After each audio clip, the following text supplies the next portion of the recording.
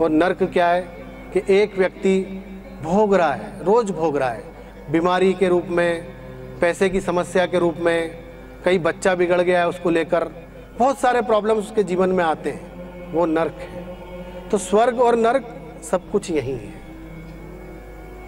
तो हम बात कर रहे थे ईश्वर द्वारा निर्धारित भाग्य। 33% इफेक्ट हमारे जीवन में ईश्वर द्वारा निर्धारित भाग्य से होता है। यह बात मैं इसलिए आपको समझा रहा हूं कि हम 4 चीजों पे ये सेमिनार कर रहे हैं।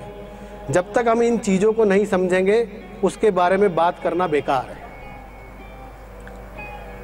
फिर आती है ग्रहों की स्थिति, ग्रहों पर आधारित भाग्य।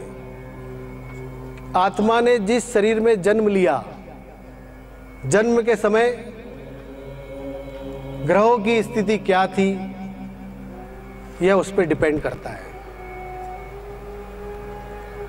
साइंस कहता है कि सब फालतू की बातें हैं। आप देखिए ज्योतिषी गणना कितनी सटीक होती है कि कब चंद्र ग्रहण होगा, कब सूर्य ग्रहण होगा, सब कुछ एक एक सटीक चीज मिलेगी अगर अच्छा एस्ट्रोलॉजर है तो ग्रहों पर आधारित भाग्य, जिसको हम एस्ट्रोलॉजिकल मान सकते हैं, जो कुंडली पर आधारित होता है कि किस समय व्यक्ति ने कैसे जन्म लिया। इसके बाद बात आती है वातावरण। तो वातावरण 2 चीजों से इफेक्ट करता है कि एक तो आपके आसपास का माहौल कैसा है, आपके घर का माहौल कैसा है। इसको दूसरे ढंग से भी समझ सकते हैं कि आपकी संगत क्या है, आपके घर के संस्कार क्या है, वहां कितनी पॉजिटिविटी है, वहां कितनी नेगेटिविटी है। जहां पॉजिटिविटी होती है वहां परिवार सकारात्मक विचारों के साथ आगे बढ़ता है, और जहां नेगेटिविटी होती है वहां परिवार रात दिन परेशान रहता है। घर के किसी न किसी व्यक्ति को कुछ न कुछ प्रॉब्लम होती रहती है।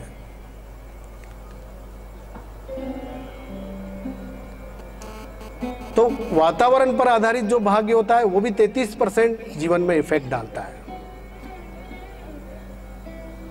संगत, एक व्यक्ति अगर दाऊद इब्राहिम के परिवार में जन्म लेगा तो उसकी मेंटेलिटी कैसी होगी, दाऊद इब्राहिम की तरह होगी ना। और एक व्यक्ति किसी संत के घर में जन्म लेगा तो उसकी मेंटेलिटी कैसी होगी, वो परोपकार के कार्य करेगा, उसके संस्कार वैसे होंगे, उसके मन में जो विचार आएंगे वो सकारात्मक होंगे, उसका भाव सकारात्मक होगा। लेकिन एक क्रिमिनल व्यक्ति के यहाँ जन्म लेगा तो उसके विचार भी क्रिमिनल होंगे, उसके संस्कार भी वैसे हो जाएंगे।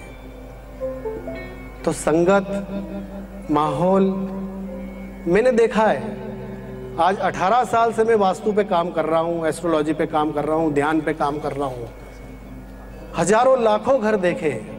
एक एनालिसिस किया है मैंने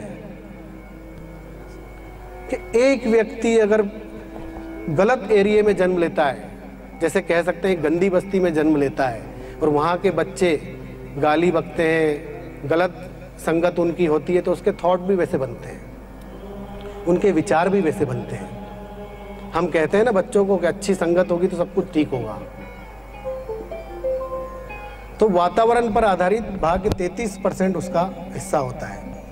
लेकिन मेरा आज तक का ये एनालिसिस है कि तीनों भाग्य को भी एक तरफ रख दिया जाए तो सबसे पहले अगर कोई चीज होती है तो वो होती है आहार, भोजन। ये बात मैं यहां इसलिए कहूंगा कि आज भी एक घटना घटी है, आज से 4 साल पहले भी एक घटना घटी थी, उसके 6 साल पहले भी एक नासिक में घटना घटी थी। एक सज्जन मेरे पास आए नासिक के, उन्होंने मुझसे कहा कि गुरुजी मेरा व्यापार जो है पूरे देश में फैला हुआ है, अब मैं विदेशों में भी व्यापार कर रहा हूँ, लेकिन मेरे मन में एक विचार बार बार आता है, वो ये आता है कि मुझे 40,000 रुपए का किसी को कर्जा देना है। गुरुजी 4,000 करोड़ की मेरी प्रॉपर्टी होगी, लेकिन 40,000 रुपए के कर्जे को लेके मेरे को रात रात नींद नहीं आती है। ये सपना मुझे बार बार क्यों आता है। मैं भी आश्चर्यचकित हुआ उनकी बात सुन के। मुझे लगा कि ये क्या कह रहे हैं, सब कुछ है उनके पास, लेकिन ये थॉट उनके मन में, ये ड्रीम उनके मन में क्यों आता है। मैंने चिंतन किया उस पर। फिर मैंने उनसे पूछा कि आप ये बताइए कि आपके यहाँ जो भोजन बनाता है वो कौन व्यक्ति है, उसको कुछ प्रॉब्लम है क्या। तो उन्होंने कहा कि मेरे यहाँ तो 7-8 नौकर हैं, वो जो सेफ है उससे मैंने कभी बात नहीं की आज तक, मैं आज उससे पूछता हूँ। मैंने कहा आप बात करिए, उसको फ़ोन लगाइए। उन्होंने अपने घर फ़ोन लगाया अपनी पत्नी को, और नेपाल का वो लड़का था, उससे बात की कि बेटा रामू तुम्हारे कोई प्रॉब्लम है क्या। वो भी आश्चर्यचकित था कि आज उसका मालिक उससे ये बात क्यों कर रहा है। वो बोले नहीं कोई प्रॉब्लम नहीं है। उसने कहा सच बताओ, तुम्हें कोई प्रॉब्लम है तो मैं उसका समाधान करूंगा। रामू ने कहा कि साहब मेरे पिताजी ने मेरी शादी के लिए 40,000 रुपए का कर्जा लिया था, और वो कर्जा नहीं चुका पाए, घर गिरवी रख के लिया था। जिस साहूकार के पास घर गिरवी रखा था वो कह रहा है कि इसे खाली करो, या तो मेरे पैसे जो है ब्याज सहित 1 लाख रुपए अब लौटाओ। मैं रात दिन इस तनाव में रहता हूं, लेकिन मैं इसलिए नहीं कह पाया कि मैंने मेम साहब से कहा था कि मेम साहब मुझे पैसे की आवश्यकता है, तो मेम साहब ने कहा कि 25,000 रुपए पहले ही तुम पे एडवांस चल रहे हैं। तो आप सोचिए कि वह व्यक्ति भोजन बनाते बनाते वह थॉट अपने साथ लेके चल रहा है जो भोजन में डाल रहा है। तो नेगेटिव थॉट उस भोजन में गया, नकारात्मक भाव उस व्यक्ति का उस भोजन में गया, तो प्रॉब्लम किसको हुई? भोजन ग्रहण करने वाले व्यक्ति को। ऐसे ही एक किस्सा मुझे याद आता है जयपुर का। एक बजाज करके फैमिली है, बहुत अच्छी फैमिली है वो। उनकी कुंडली हमने देखी, कुंडली के सारे ग्रह बहुत अच्छे हैं, कोई प्रॉब्लम नहीं। घर का वास्तु देखा, पूरा मकान वास्तु के हिसाब से बना हुआ है। मुझे कुछ समझ में नहीं आया कि जब सब कुछ ठीक है तो इसको प्रॉब्लम क्यों हो रही है व्यक्ति।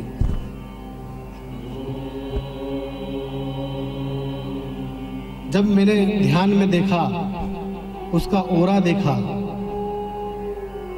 ओरा मतलब जानते हैं ना आप, एक आभा मंडल। आपने देखा होगा संतों के पीछे एक चक्र होता है, ऐसे ही हर व्यक्ति के पीछे एक चक्र होता है, एक ओरा होता है हर व्यक्ति का। हर व्यक्ति का एक आभा मंडल होता है।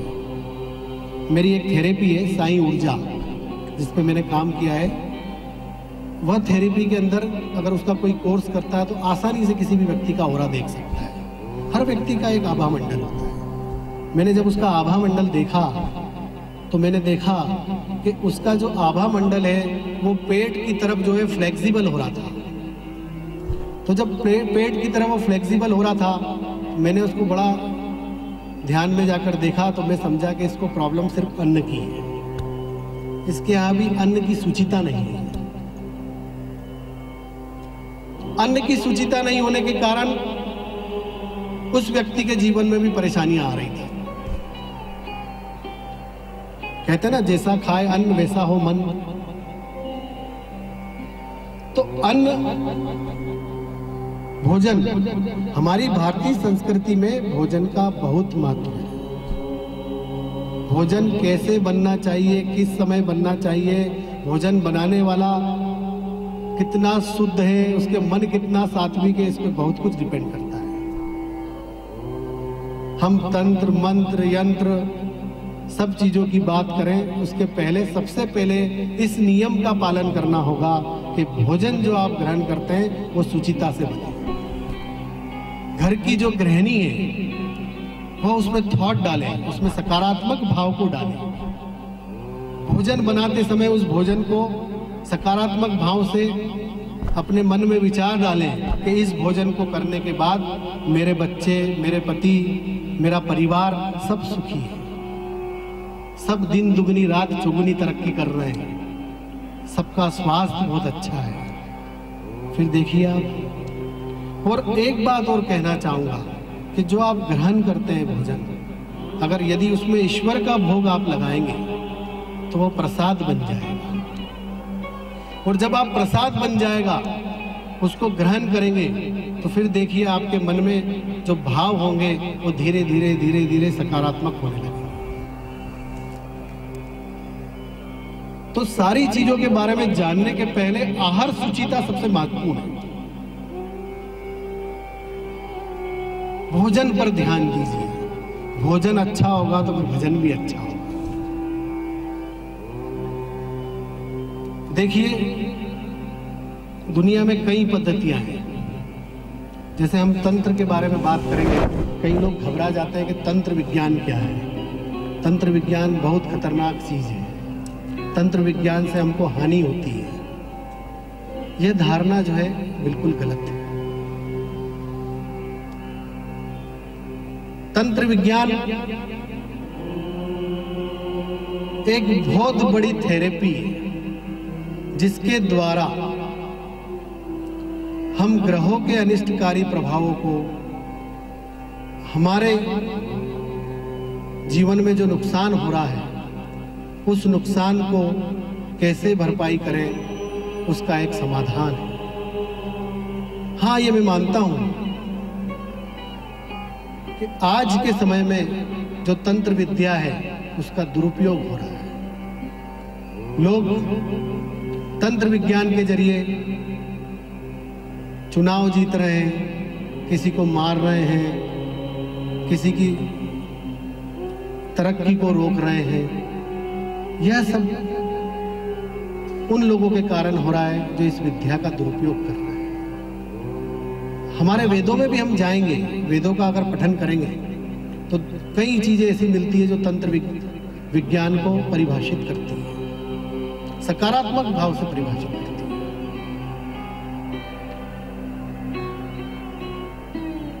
तंत्र विज्ञान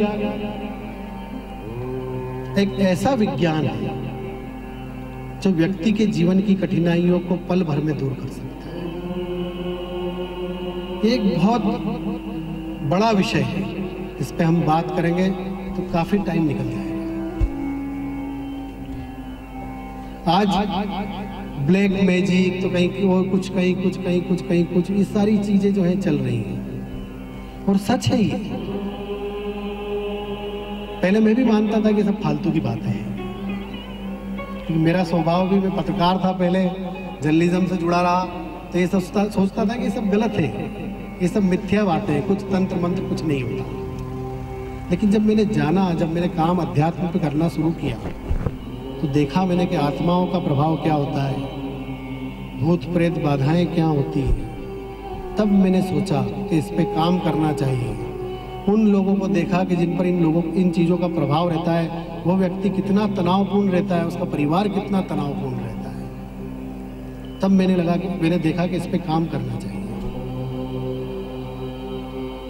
अध्यात्म के कई विषय ऐसे हैं जिन पर काम करने की आवश्यकता है, और उसमें से एक विषय यह भी है।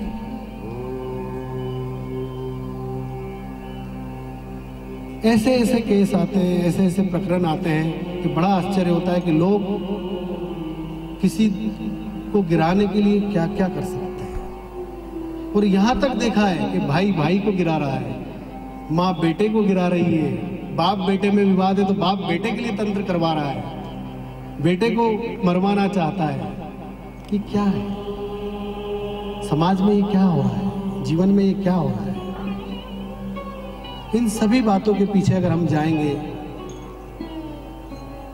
तो सबसे मूल जो चीज होती है वो संस्कार, कि परिवार के संस्कार क्या है, भोजन क्या है, भोजन की शुचिता क्या है, वातावरण क्या है, ग्रहों की स्थिति क्या है, सब कुछ देखना होती है और उसका समाधान निश्चित तौर पर मिलता है। लेकिन एक बात कहना चाहूंगा, हर चीज का समाधान सिर्फ सेवा से है। कल एक बहन पूछ रही थी कि हमने तो जीवन में बहुत कुछ किया, किसी का बुरा नहीं किया, फिर भी हमारी लाइफ में इतनी परेशानियां क्यों आ रही हैं?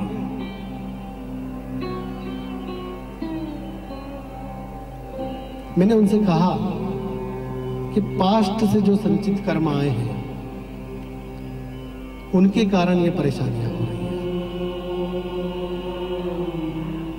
अब व्यक्ति सोचता है कि पास्ट से जो संचित कर्म आए हैं उसके बारे में हम कैसे जाने? हमको क्या मालूम कि नेगेटिव आए या पॉजिटिव आए? ये तो आप बता रहे हैं कि आपके कर्म पास्ट से खराब आए। देखिए, अगर पास्ट से कर्म खराब आए हैं, ग्रह भी आपके ठीक नहीं है, वास्तु भी आपके घर का ठीक नहीं है, तो सिर्फ एक काम कर लीजिए, वो कर लीजिए सेवा। ईश्वर कहता है कि तू किसी के लिए कुछ करके तो देख, मैं तेरे लिए करूंगा। तू समाज के लिए कुछ कर, किसी दूसरे के लिए कुछ कर। एक किस्सा मैंने कल उस बहन को सुनाया कि दो व्यक्ति, दो पंडित मर के स्वर्ग में गए। यमराज ने कहा कि दोनों का स्थान क्या होगा, इसका आकलन आपके कर्मों से किया जाएगा। स्वर्ग में भी वो कहते हैं कि स्थान, ऐसी कहावत है कि स्वर्ग, मैं तो नहीं मानता कि स्वर्ग ऊपर होता है, स्वर्ग यहीं होता है, लेकिन ये कहावत है। यमराज ने कहा, दो लोग थे, एक व्यक्ति तेल का दीपक लगाता था, एक व्यक्ति घी का दीपक लगाता था। एक व्यक्ति ईश्वर को दीपक लगाता था और एक व्यक्ति अपनी दहलीज पे दीपक रखता था, क्योंकि उसके घर के बाहर अंधेरा हुआ करता था, रोड पर अंधेरा हुआ करता था। तो दीपक को ऐसा रखता था कि दीपक का उजाला घर में भी रहे और बाहर राहगीर जो है उनको भी फायदा हो उसका, ताकि उनको नुकसान नहीं हो चलने में। और दूसरा जो व्यक्ति था वो भगवान को दीपक लगाता, घी का दीपक लगाता। तो यमराज ने कहा कि जो व्यक्ति तेल का दीपक लगाता था वह उसका स्थान ऊपर होगा। तो दूसरा व्यक्ति कहता है कि मैं तो आपको घी का दीपक लगाता था, ईश्वर को घी का दीपक लगाता था, फिर इसका स्थान कैसे ऊपर होगा? तो यमराज ने कहा कि इसने अपने साथ साथ दूसरों के बारे में सोचा है, इसने दूसरों की भलाई की है, इसलिए इसका स्थान ऊपर है। तो आप सोचिए कि हम दूसरों की भलाई करते हैं, दूसरों की सेवा करते हैं, किसी के काम आते हैं, तो उसका कितना फायदा होता है। जितना आपका संचित कर्म आया है, वो नेगेटिव आया है, लाइफ में आपको डिस्टर्ब कर रहा है, परेशान कर रहा है, उस संचित कर्म को अगर काटना है, या आपके ग्रह खराब है, या आपका वास्तु खराब है, वातावरण खराब है, लेकिन आपके मन में सेवा की भावना है, तो आपके जीवन में निश्चित तौर पर दुख खत्म होंगे और सुख आएगा।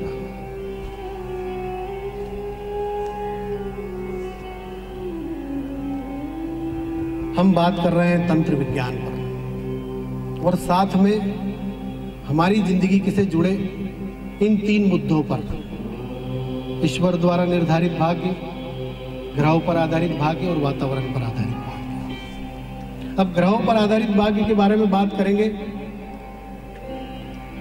हर व्यक्ति की कुंडली में कुछ ना कुछ तो दोष होता ही है, कोई परफेक्ट तो होती नहीं है,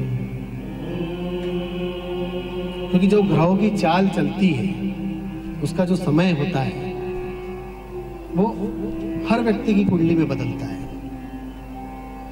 कभी शनि की दशा होती है, कभी राहु की दशा होती है, कभी शुक्र की दशा होती है, कभी केतु की दशा होती है। इन दशाओं के हिसाब से एस्ट्रोलॉजर जो होता है वो आपको रेमेडीज बताता है सिर्फ कुंडली को देख के। लेकिन जो पास से संचित कर्म आए उस पर बात तो नहीं होती। जो वातावरण पर आधारित स्थितियां हैं उस पर तो बात नहीं होती। घर के माहौल कैसा है उस पर तो बात नहीं होती। यह जो आश्रम बनाया है, इस आश्रम का जो कॉन्सेप्ट है वो यही है कि हर सब्जेक्ट पर बात होगी, हर चीज को जाना जाएगा कि व्यक्ति के जीवन में क्या समस्या है और वो क्यों है, उस पर एक रिसर्च की जाएगी, उससे उसका समाधान निकलेगा। हमने करके देखा है इसको, हजारों लोगों पे इसको अप्लाई किया है, तब जाकर इस पद्धति को, इस सिस्टम को हम आपके सामने लेके आए। पर दुर्भाग्य कि जो अच्छे सिस्टम होते हैं, जो अच्छे तरीके से काम करना चाहते हैं, उनमें काफी टाइम लगता है। जब इन चीजों को लेकर मैं निकला, बहुत कष्ट आया मेरे जीवन में, बहुत सारी समस्याएं आई, क्योंकि जो अनिष्टकारी प्रभाव होते हैं वो इन सब चीजों को रोकते हैं। जो बुरी आत्माएं होती हैं वो इन सब चीजों को रोकती है। इन सब चीजों पे काम करने के साथ साथ मैंने कई चीजों को आपस में जोड़ा। उसमें सबसे अच्छी चीज अगर मुझे कुछ मिला, कोई चीज मिली, तो वो मिली एनर्जी मेडिसिन। ब्रह्मांड में जो अदृश्य शक्तियां होती हैं उसको हम कैसे अपनी ओर आकर्षित करें और उन अदृश्य शक्तियों के माध्यम से हम सकारात्मक और नकारात्मक प्रभावों को कैसे जानें कि एक व्यक्ति के जीवन में क्या सकारात्मक है और क्या नकारात्मक है, और नकारात्मक है तो क्यों है और सकारात्मक है तो क्यों है। अगर ये सकारात्मक प्रभाव कम है तो इसको हम कैसे बढ़ाएं कि व्यक्ति और आनंद का अनुभव करे, अपने जीवन को सुखी रखे। आज हम एस्ट्रोलॉजी की बात करते हैं या वास्तु की बात करते हैं या तंत्र विज्ञान की बात करते हैं। एनर्जी मेडिसिन, एनर्जी मेडिसिन मतलब जीवन ऊर्जा, प्राण ऊर्जा। चीन ने इस पे बहुत काम किया है। चीन ने इसकी टेक्निक रेकी के नाम से बनाई है, लेकिन वो अपूर्ण है। मैंने 10 साल रेकी को जाना, समझा, फिर मुझे लगा कि इसमें उतना इफेक्टिव सिस्टम नहीं है, और कुछ होना चाहिए, और कुछ होना चाहिए। तब जाकर ये जाना कि कैसे इसको हम आगे बढ़ाएं। तब मैंने जाना, एक स्टेज ऐसी आई जब मैंने उसको जानना शुरू किया, अपनी बॉडी को हील करना शुरू किया, धीरे धीरे धीरे धीरे धीरे एक स्टेज ऐसी आई कि मुझे बुरी आत्माओं का प्रभाव दिखने लगा। मुझे आत्माएं दिखने लगी। मुझे बिलीव नहीं होता था कि ये क्या है। कोई आत्मा बुरी जा रही है तो मुझे दिखती, मैं सोचता कि ये क्या है। कई बार मैं डरा, कई बार मैं सहमा। फिर मैंने जाना कि ये तो सिस्टम है जीवन का, कि एक आत्मा शरीर छोड़ती है और उसका समय पूरा नहीं होता है तब तक वो भटकती रहती है, और वही आत्मा जो है घूमती है। आत्माएं भी जो होती है अच्छी भी होती है, बुरी भी होती हैं। बुरी आत्माएं जो है वो व्यक्ति को नुकसान पहुंचाती है, अच्छी आत्माएं जो है वो कोई नुकसान नहीं पहुंचाती। फिर मैंने जाना कि जीवन में जो परेशानियां आती है उसके पीछे क्या है। तो सारे प्रभावों की गणना की, सब कुछ जानने के बाद एक ऐसी समग्र चिकित्सा पद्धति को आपके सम्मुख प्रस्तुत किया है मैंने, कि जिसके माध्यम से हम सब मिलकर एक टीम बनाकर, एक परिवार बनाकर लोगों के जीवन में खुशहाली ला सकते हैं। देखिए, वास्तु के बारे में बात करेंगे, एस्ट्रोलॉजी के बारे में बात करेंगे, मैं हजारों उपाय आपको यहां बता सकता हूं। सब कुछ, इतना कुछ बता सकता हूं कि सुबह हो जाएगी, आप लिख लिख के थक जाएंगे, जान जान के थक जाएंगे, सोचते रहेंगे क्या क्या करें, क्या क्या नहीं करें। जैसे वास्तु कहता है कि घर के 9 कॉर्नर होते हैं, जो दिशाएं होती हैं उसके हिसाब से कौन सी चीज कहां होना चाहिए। अब कौन सी चीज कहाँ होना चाहिए, अगर इसका आकलन करने लगेंगे और इसके हिसाब से चलने लगेंगे तो आप कुछ नहीं कर पाएंगे घर के अंदर। हर व्यक्ति को जरूरत होती है टॉयलेट की, हर व्यक्ति का किचन। अब बिल्डर फ्लैट बनाते हैं, जरूरी थोड़ी कि वो आपका फ्लैट साउथ ईस्ट में बनाएंगे, आपका फ्लैट जो है नॉर्थ में भी हो सकता है। अब वास्तु कहता है कि नॉर्थ में फ्लैट है तो बच्चे का करियर खराब हो जाएगा, आपके जीवन में परेशानी आएगी, आपका व्यापार ठप हो जाएगा। अब बिल्डर ने फ्लैट बना दिया, आप किचन तोड़ के आप उधर ले जाएंगे तो 2-4 लाख रुपए खर्चा हो जाएंगे। फिर इस जगह पे दूसरी चीज कुछ आ जाएगी तो वो भी परेशानी डालना शुरू कर देगी।